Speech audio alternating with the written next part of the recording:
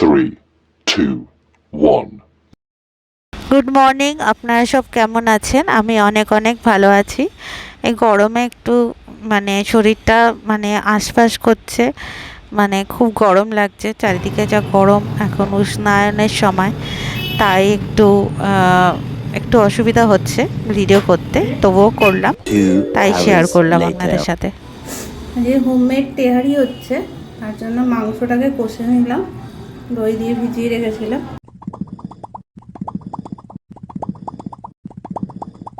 তেহারি রেসিপিটা আছে চ্যানেলে, এর সাথে শেয়ার করলাম না। আর এটা হচ্ছে গিয়ে রাইসটাকে সেদ্ধ করে নিয়েছি। চালটাকে গোলাপের পাপড়ি আর ছোট এলাচ দিয়ে শুধু সেদ্ধ করে রাখা আছে। অল্প কিছু ইনগ্রেডিয়েন্টস দিয়েই এই তেহারিটা আমরা বাড়িতে বানাতে পারি।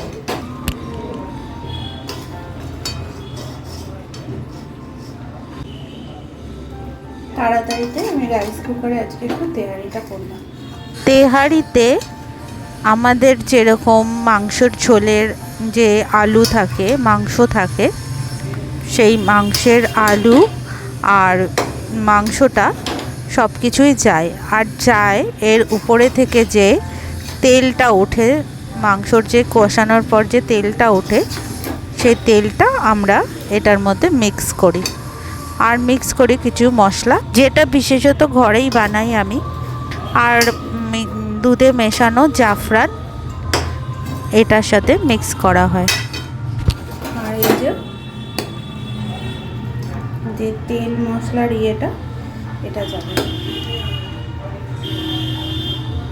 তেহারি রেসিপিটা আগেই শেয়ার করেছি, আপনারা দেখে নেবেন।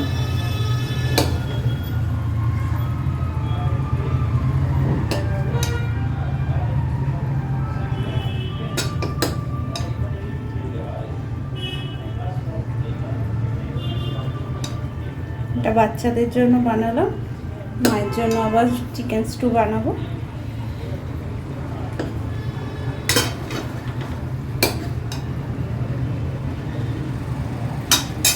আর দেবো এই যে মশলা, দুধ সব মেশানো আছে এর মধ্যে।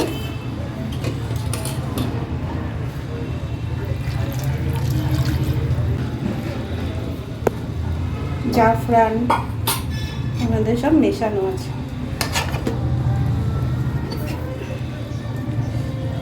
একটু নাড়িয়ে দেবো, একটু আলুগুলো ভেতরে ঢুকিয়ে দিলাম।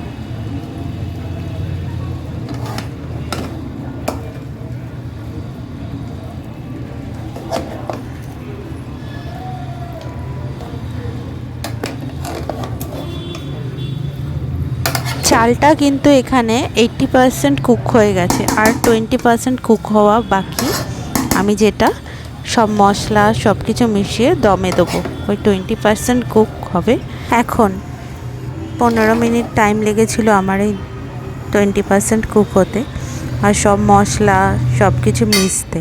আর দেবো একটু ঘি, অল্প করে ঘি দেবো।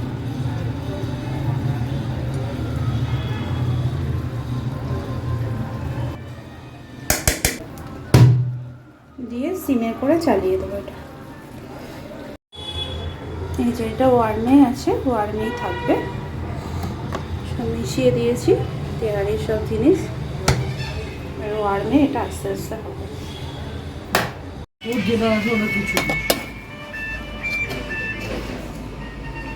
তাও ওর চিপস আছে। লুক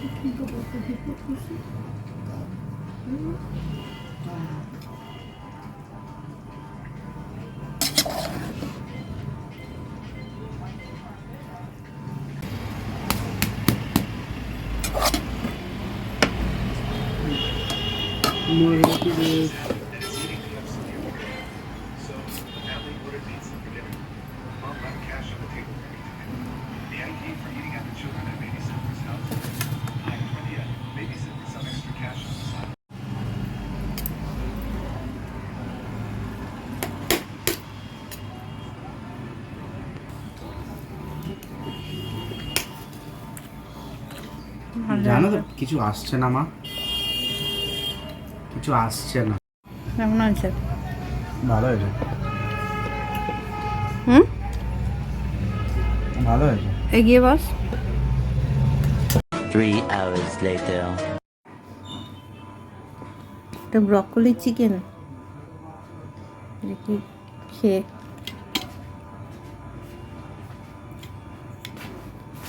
জিরাকে দিয়েছো অল্প?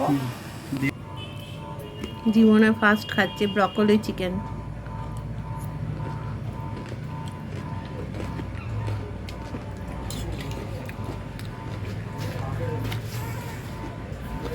ফুলকপির মতন খেতে, ফুলকপির সাথে চিকেন। এই যে চিকেন। রেসিপিটা আমার মেয়ে বানিয়েছিল, তাই আর আমি রেসিপিটা শেয়ার করতে পারিনি আপনাদের সাথে। ভালোই হয়েছিল খেতে।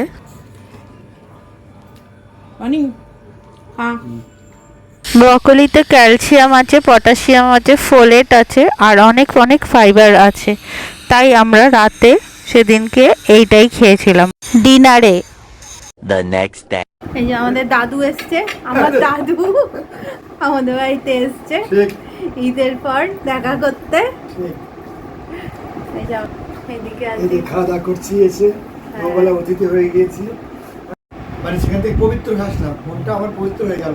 সেখানে যে কোনো পাপ কাজ করি, কোনো অন্যায় কাজ করি, আমার সারা জীবন যে কর্মজীবনে আমার চলাফেরা, আচার আচরণ, খাদ্যাভ্যাস, ওর সঙ্গে মেলামেশাটা যদি ঠিকঠাক না হয়, তাহলে আমার ওটা যাওয়াটাই বেকার হয়ে যায়।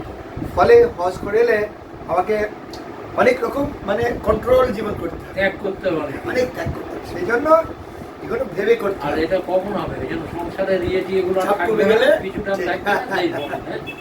আমার ওর ব্যবহার হয়ে গেছে। অতিথি কোথায়? বাড়িরই লোক। Family member। দাদু এখানে পড়াশোনা করেছে আমাদের একদম। কলকাতায় এসে। 1982 সাল থেকে একদম টিল 88 পাঁচটা বছর এক টানা থেকেছে।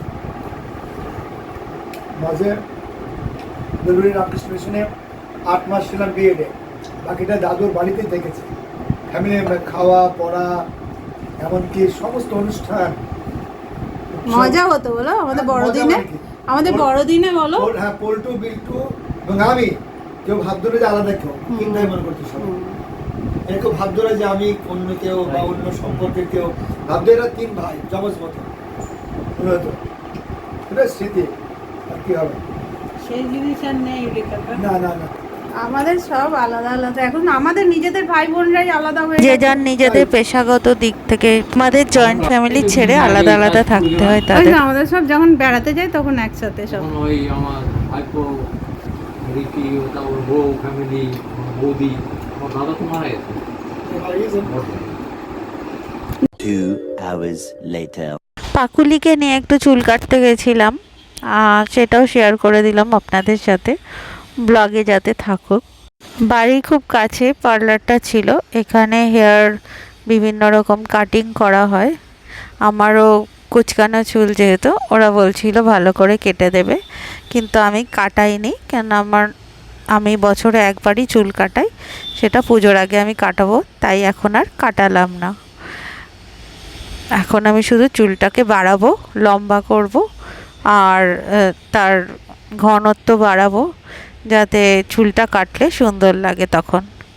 সেই জন্য আমি এখন রেখে দিয়েছি, পরে আমি চুলটাকে ভালোভাবে কোনো জায়গা থেকে একবারই কাটি, যেহেতু বছরে, তাই একবারই ভালোভাবে কোনো জায়গা থেকে কাটাবো।